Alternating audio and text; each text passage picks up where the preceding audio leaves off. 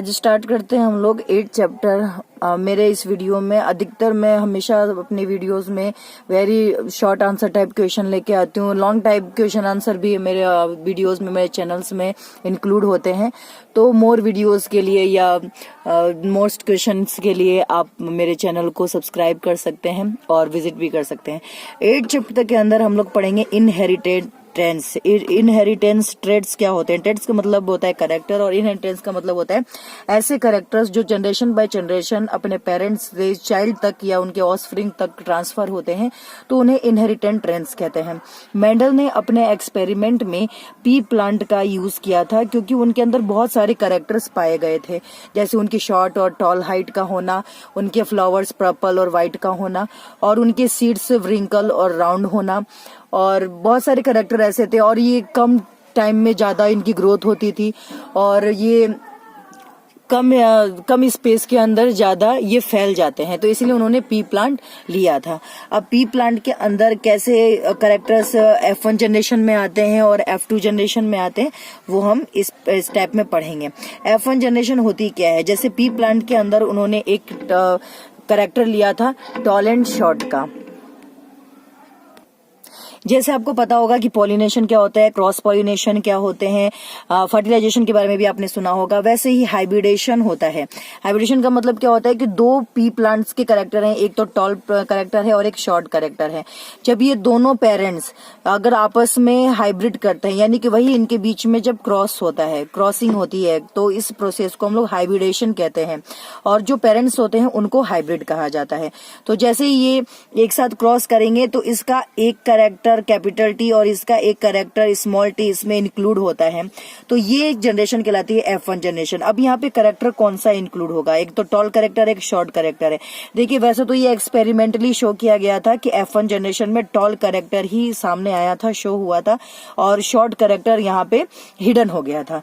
लेकिन हम लोग कैसे समझेंगे कि यहाँ पे F1 जनरेशन में ये टॉल ही है? क्योंकि यहाँ पे तो टॉल कैरेक्टर का कैपिटल टी है और शॉर्ट कैरेक्टर का स्मॉल टी भी इंक्लूड है, तो उसके हिसाब से तो प्लांट ना तो ज्यादा लंबा होना चाहिए था और ना ज्यादा शॉर्ट होना चाहिए था, मीडियम होना चाहिए था।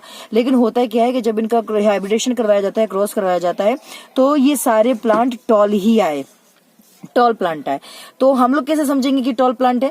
तो आपको मैं एक ट्रिक बताती हूँ कि जैसे कि कैपिटल लेटर वाला कैरेक्टर टॉल का है और स्मॉल लेटर वाला कैरेक्टर शॉर्ट का है, तो आपको क्या करना है कि अगर ये दोनों एक साथ मिलेंगे तो आपका टॉल वाला कैरेक्टर शॉर्ट वाले कैरेक्टर को दबा देगा। इस तरह से कैपिटल लेटर वाला जो अल्फाबेट है वो स्मॉल लेटर वाले अल्फाबेट को दबा देगा और उसी के कैरेक्टर को शो करेगा। तो यहाँ ये शॉर्ट वाला कैरेक्टर है और यहाँ टॉल वाला कैरेक्टर है, लेकिन टॉल वाला कैरेक्टर शॉर्ट वाले को दबा देगा क्योंकि वो हिडन है। तो इसीलिए ये कैसा प्लांट हो जाएगा? टॉल। यानी कि F1 जनरेशन के सारे प्लांट कैसे आएंगे? टॉल आएंगे। और अगर हम लोग अगर इसी का सेल्फ पॉलिनेशन करवा देते हैं, यानी कि F1 जनरेशन में क्या होता है कि पेरेंट्स हाइब्रिड करते हैं, आपस में हाइब्रिडेशन होती है, तो कैरेक्टर जो मेन ट्रेड्स होगा तो वो आ जाएगा, इसमें F1 जनरेशन में आ जाएगा। टॉल वाला कैरेक्टर ज्यादा पॉसेसिव था तो ये इसके अंदर शो होने लग गया, ये F1 जनरेशन होगी। अब इसी के साथ में अगर हम लोग क्रॉस पॉलिनेशन करवाते हैं या सेल्फ पॉलिनेशन करवाते हैं तो ये कहलाता है F2 जनरेशन। जैसे मैं आपको करके बताती हूँ, जैसे ये कैपिटल टी और ये स्मॉल टी, इसी के साथ हाइब्रिडेशन करवा दो, कैपिटल टी स्मॉल टी। तो ये कैपिटल टी और यहाँ पे हाइब्रिडेशन का ये साइन हमें लिखना होता है, क्योंकि ये साइन ये बताता है कि ये फीमेल और मेल दोनों ही कैरेक्टर को यहाँ पे इंक्लूड करा हुआ है। इस तरह से F1 जनरेशन में तो ये आ गया था, जो सारे प्लांट कैसे आ गए थे? टॉल आ गए थे। अब यहाँ पे कैपिटल टी इसी का सेल्फ पॉलिनेशन करवा रहे हैं, इसी को हम लोग F2 जनरेशन कहेंगे। तो ये कैपिटल टी के साथ आ गया, तो ये कौन सा कैरेक्टर हो गया? टॉल कैरेक्टर हो गया। कैपिटल टी स्मॉल टी दोनों एक साथ आएगा तब भी ये कैरेक्टर कौन सा हो जाएगा? टॉल का ही हो जाएगा। स्मॉल टी कैपिटल टी के साथ आएगा तब भी ये कौन सा कैरेक्टर है? टॉल कैरेक्टर है। और कैपिटल टी एक साथ आ जाएगा, स्मॉल टी एक साथ आ जाएगा तो ये कौन सा कैरेक्टर है? शॉर्ट कैरेक्टर है। तो मेंडल का लॉ यही होता है इनहेरिटेंस में कि जो करेक्टर F1 जनरेशन में हिडन थे वो 1/4 पार्ट में F2 जनरेशन में जरूर से जरूर शो होंगे।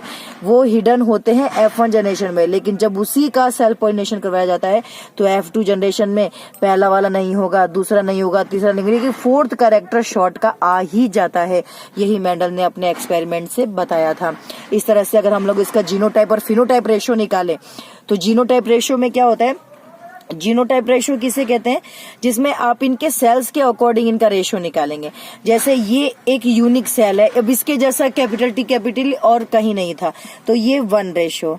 उसके बाद में ये दोनों एक जैसे कैरेक्टर के हैं तो ये 2 रेशियो। जीन्स के अकॉर्डिंग हम लोग पता लगा रहे हैं, क्योंकि है तो सारी ये तीनों टॉल ही, लेकिन हम लोग जीन्स के अकॉर्डिंग देख रहे हैं कि ये 2 जीन्स बराबर हैं, एक जैसे हैं, ये अलग है और ये अलग है, तो इसके हिसाब से इनका रेशियो क्या निकल के आता है, 1:2:1। अगर हम लोग फिनोटाइप इनका रेशियो निकालें, फिनोटाइप का रेशियो का मतलब क्या होता है कि कितने टॉल हैं और कितने शॉर्ट हैं, तो 3 टॉल हैं और 1 शॉर्ट है, तो यहाँ पे 3:1 का फिनोटाइप निकल के आता है। और जीनोटाइप में क्या होता है कि कैपिटल टी जैसा और कहीं कोई नहीं है तो 1 ratio, capital T small T के जैसे 2 हैं कैरेक्टर तो 2 रेशियो, और स्मॉल टी का एक ही है तो ऐसे 1 रेशियो। इस तरह से जीनोटाइप और फिनोटाइप का रेशियो मैंने आपको बता दिया। ये टॉल कैरेक्टर से रिलेटेड चेकर बोर्ड था जो मैंने आपको एक्सप्लेन किया।